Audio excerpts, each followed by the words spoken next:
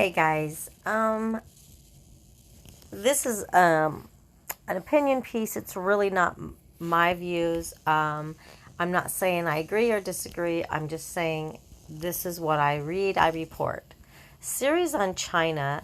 The real enemy is not Corona. China has infiltrated the West. If allowed to continue, there will be no Western economy. There will be no West. Take Canada as an example. Um, China is not our friend. Not now, not ever. It is far more serious enemy than Russia ever was or will be, and that includes the USSR. China has not only taken over production of far too many essentials, it steals intellectual property. The Chinese were well aware of the danger of the Wuhan virus long before they shared that information. By December, senior party officials in Beijing knew the gravity. They chose to keep it secret and allowed tens of thousands of people to fly out of China each week to Europe, North America, the Middle East, and Asia. China has infiltrated the West. If allowed to continue, there will be no Western economy. There will be no West. President Trump closed the border to China January 31st and was summarily labeled a racist by the left. The media went wild. Funny because Dr. A. Fauci said that shutting the border so early was the best thing the president could have done. Before that, as a candidate, Trump called out China for its unfair trade practices. No one believed he would do anything, as no politician had called them out in decades. As president, he redid the trade deal, brought manufacturing home. Obama said that would not be possible. And now, because of the COVID-19 virus and the Chinese threat to shut down drug delivery to America, we'll make sure that drugs needed in America are made in America. What were our leaders thinking when they turned drug manufacturing over to the Chinese? They are a closed government. There is no transparency. They lie, and they lied about the virus. Justin Trudeau seems to be oblivious to the danger of despots. In 2013, he expressed a level of admiration I actually have for China, with his reasoning that their basic dictatorship is allowing them to actually turn their economy around on a dime, and we need to go green fastest. We need to start investing in solar. In 2020, 2.5 months after it was blatantly obvious, we had a highly contagious new virus loose in the world, and America had long ago closed her border with China. Canada's leader finally closed our borders to non-Canadian citizens, but with exceptions. Permanent residents, diplomats, aircrews, and U.S. citizens.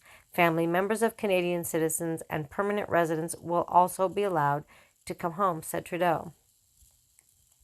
It is important to note that 40% of Metro Vancouver residents are of Asian heritage, of whom approximately half are of Chinese origin. They are free until further restrictions to travel from China to Canada, and as of March 20th, flights were still coming to Canada direct from China. This man said he wrote about the influence of China on Canada in January of 2019. It is the same in America and across the West. China has infiltrated business, schools, media, and politics. Tom Blackwell from the National Post wrote, President has overseen the president of Xi Jinping has overseen what one leading academic expert called a massive expansion in China's use of soft power overseas, much of it under the auspices of the United Front Work Department, a shadowy offshoot of the Chinese Communist Party. Charles Burton, a political scientist at Ontario's Brock University who closely monitors China-related rights issues, pointed out that the problem with the United Front Work Department is its engagement with persons of Chinese origin who have local citizenship and encourage them to serve the interest of the motherland, when in fact the motherland should be Canada. It appears the Chinese government has infiltrated the West's education system. The Confucius Institute, an organization affiliated with the Education Ministry of the Government of China, which had offered its services to teach Mandarin to the school children, is now entrenched at 3 school boards and on 9 university and college campuses across Canada. To encourage such learnings, the United Front's tools include both the Confucius Institutes and the less well-known Chinese Students and Scholars Associate. Okay, let's see here. China is increasingly able to use its soft power magic weapons to help influence the decision making of foreign governments and society. There are many immigrants coming to Canada who are actually very proud of the development that has occurred in the motherland. Last August, this is 2018, Xi made a direct appeal to ethnic Chinese residents of countries like Canada, what Beijing calls the overseas Chinese, urging them to remember the call from the party and the people, spread China's voice, support the country's development, safeguard national interests. Okay, now we're talking about language. I'm going to skip some of this. You guys could read this if you want to.